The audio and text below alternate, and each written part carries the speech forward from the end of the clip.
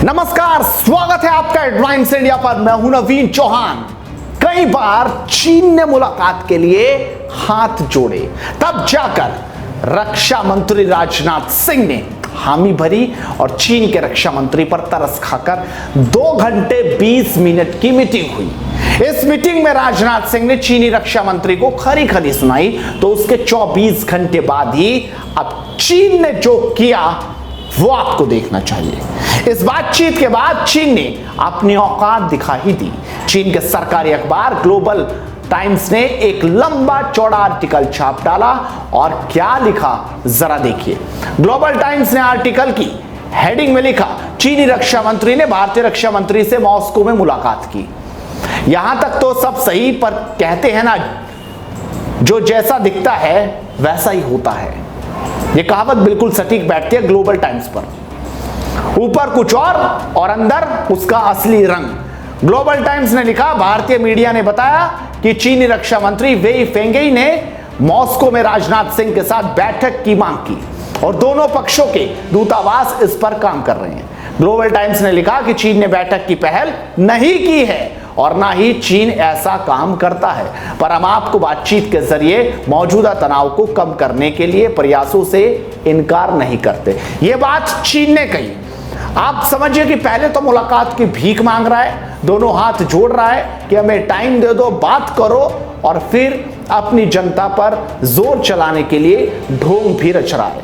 आपको ये तस्वीरें देखनी चाहिए कि कैसे मुलाकात के लिए राजनाथ सिंह से मिलने के लिए उनके रक्षा मंत्री उनकी तरफ टकाटक देख रहे थे, लेकिन हमारे रक्षा मंत्री ने घास भी नहीं डाला उन्हें, और वो ऐसे ही अपनी बेइज्जती कराते घूम रहे थे। कोई उन्हें रिसीव करने वाला तक वहां नहीं था, कोई उनसे बातचीत तक नहीं करना चाहता था। और अब जब ये मुलाकात हो गई, मीटिंग हो गई, तो चीन भारत पर ठीकरा फोड़ रहा है, कह रहा भारत ने इस सारी सिचुएशन को खराब करा है और भारत ही इसे ठीक करेगा।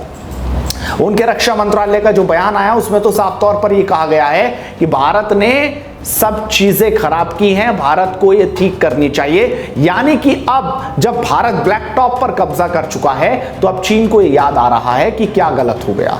लेकिन उसका सरकारी मीडिया जो कुछ कहता है वो हम आपको लगातार दिखा रहे हैं। ग्लोबल टाइम्स ने जो बात लिखी है जरा उस पर भी गौर कर लीजिए। रक्षा मंत्रियों के बीच जो बैठक हुई है, इसमें दोनों देशों को रक्षा पर संचार बढ़ाने, स्थिति को नियंत्रित करने और दक्षिण पैंगोंग त्सो झील पर व्यापक संघर्ष में आगे बढ़ने से बचने के लिए मदद करेगा। यह डर है चीन का। उसे पता है अगर भारत आगे बढ़ गया तो चीन की गद्दी पर भारत का तिरंगा जबरदस्त लहराएगा।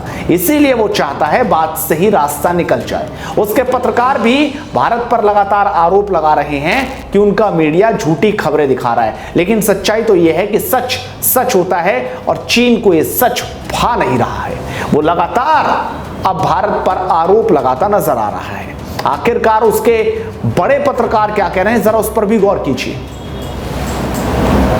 बीजिंग में सिंधुआ विश्वविद्यालय के नेशनल स्ट्रेटेजी इंस्टीट्यूट में अनुसंधान विभाग के निदेशक कियान फेंग ने ग्लोबल टाइम्स से बात करते हुए कहा, भारतीय मीडिया हमेशा से झूठी जानकारी देती है और अपनी जनता को दिखाती है कि चीन को अक्सर बैठक की आवश्यकता होती है और भारत से बैठक के लिए मना कर देता है। कियान ने कहा, भारतीय मीडिया में यह भी खबर आई कि भारतीय सेना ने 1597 किलोमीटर लंबी LAC पर कब्जा कर लिया है। क्या सही है, क्या गलत है, समझा जा सकता है कि आखिरकार चीन क्या करने की कोशिश कर रहा है। उसके मीडिया ग्लोबल टाइम्स किस तरह की बात कर रही है आप समझ सकते हैं। उसका विदेश मंत्रालय, रक्षा मंत्रालय जो बातें कर रहा है वो आप समझ सकते हैं कि आखिरकार मीटिंग के बाद वो बौखलाए हुए हैं, क्योंकि राजनाथ सिंह की तस्वीरें बता रही है कि कितने कड़े लहजे में उनसे बातचीत हुई है। इस वीडियो को आप शेयर जरूर कीजिए और लगातार जुड़े रहिए एडवांस इंडिया के साथ, क्योंकि मुद्दे की बात पे बाकी से करते रहेंगे। नमस्कार।